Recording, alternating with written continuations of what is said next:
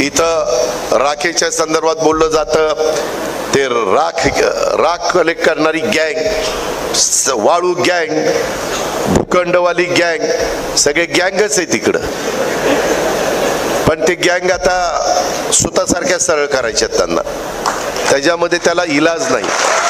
तुम्ही घाबरू नका, तुम्ही चुकूही नका, पण तुम्ही कुणाच्या दबावाला घाबरू नका. त्या संदर्भात आज पण आता बऱ्याच गोष्टी मी एक्साईजच्या सेक्रेटरीला पण आणलेलं आहे. काय काय करायचं ते येताना आमचं बोलणं झालं. मी इकडं उतरलो 8 वाजता आणि मी योगेशजींच्या घरी गेलो आणि त्यांना सांगितलं की तुम्ही अधिकाऱ्यांच्या बरोबर बसून ही सगळी तयारी करा, म्हणजे मग मी मीटिंगला बसल्यावर माझाही वेळ वाचेल आणि आपले कामं पण लवकर होतील. आणि मी एवढी व्यवस्थित यंत्रणा राबवतो, तुमचं तुम्हालाच कळेल की मागच्या तुलनेमध्ये कामाचा स्पीड वाढलेला आहे. पण रस्ता नुसता मंजूर करून बिल जो काढेल ना, त्याला नाही मातीत घातला तर बोला मग.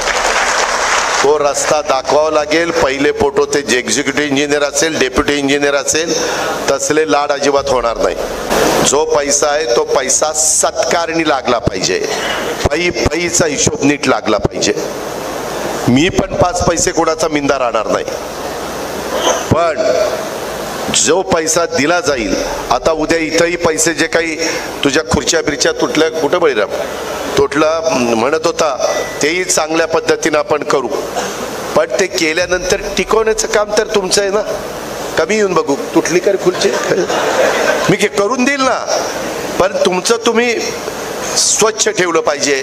नाही तर इथून 5 दिवशी कुठंतरी थुंकायचं, काहीतरी गुटखा खायचा, काहीतरी खायचं, आणि ते तसं नाही ना चालणार.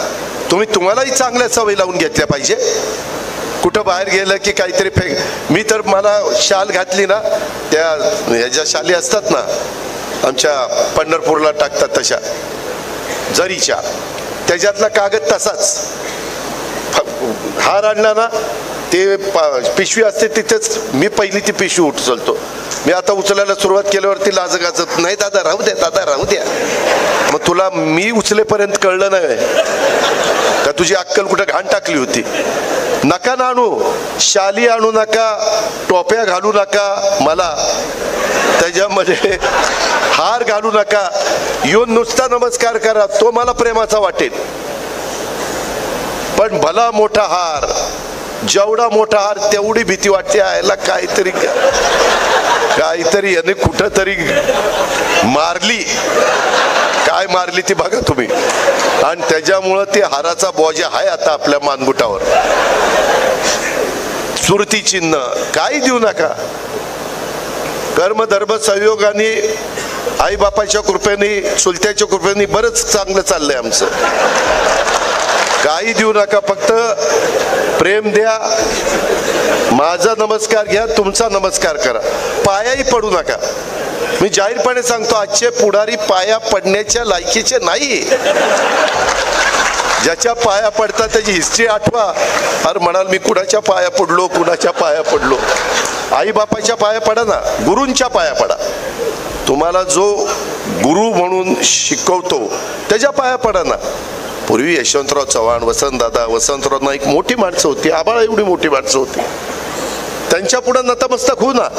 छत्रपती शिवाजी महाराज आहेत, संभाजी महाराज आहेत, राजमाता जिजाऊ आहेत, बाबासाहेब आंबेडकर आहेत, महात्मा फुले आहेत, मौलाना आझाद अण्णाभाऊ साठे, महान युगपुरुष होऊन गेले.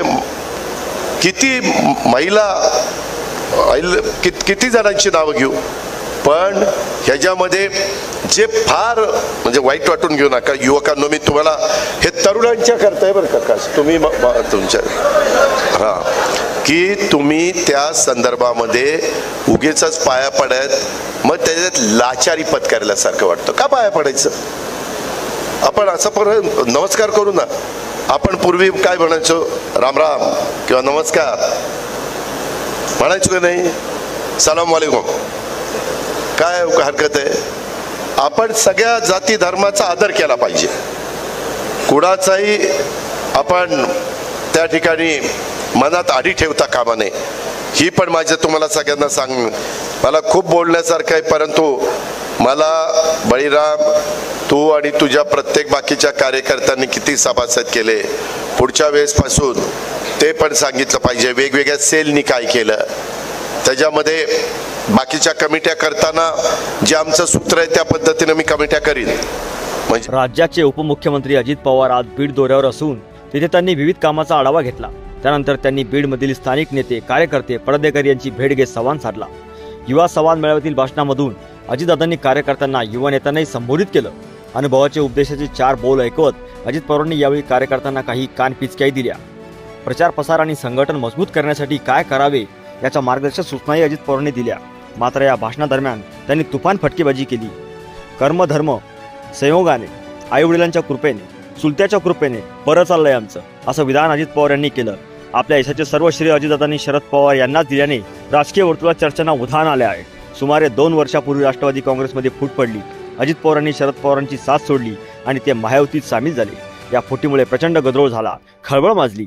त्यानंतर राष्ट्रवादी काँग्रेस पक्षाचे नाव आणि चिन्ह अजित पवारांना मिळालं आणि दोघांमधील अंतर वाढतच गेलं. लोकसभा निवडणुकीत सुप्रिया सुळेविरोधात अजित पवार यांनी त्यांची पत्नी सुनेत्रा पवार यांना उभं केलं. मात्र त्यांचा पराभव झाला.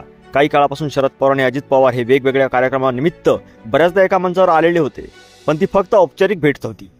मात्र दोन्ही पक्षात पडलेली फूट, मनातील अंतर या सर्वांच्या पार्श्वभूमीवर आज अजित पवारांनी अचानक हे विधान करत शरद पवारांची आठवण काढल्याने अनेकांच्या भोया उंचावल्या आहेत. युवा संवाद मेळाव्यात अजित पवारांनी तरुणांना मार्गदर्शन केलं. युवकाचे प्रश्न, बेरोजगारी, शिक्षण, व्यवसाय आणि शेतकऱ्यांच्या समस्यावर काम करण्यासाठी युवकाचे संघटन नीट असलं पाहिजे. काही लोक भेटले, ते म्हणाले बीडमध्ये काही चांगल्या गोष्टी करायच्या आहेत, त्यांनी केल्या. मला निवेदन दिलं, मी त्यांना समर्थन दिलं. अधिकारी त्यांचे काम करत आहेत, तुम्ही तुमचे काम करा. गाव पातळीपर्यंत आपलं संघटन गेलं पाहिजे. लोकांच्या फक्त समस्या ऐकू नका, त्यांच्या चर्चावर मार्ग काढा, त्या समस्या सोडवा, असा सल्ला अजित पवारांनी दिला आहे.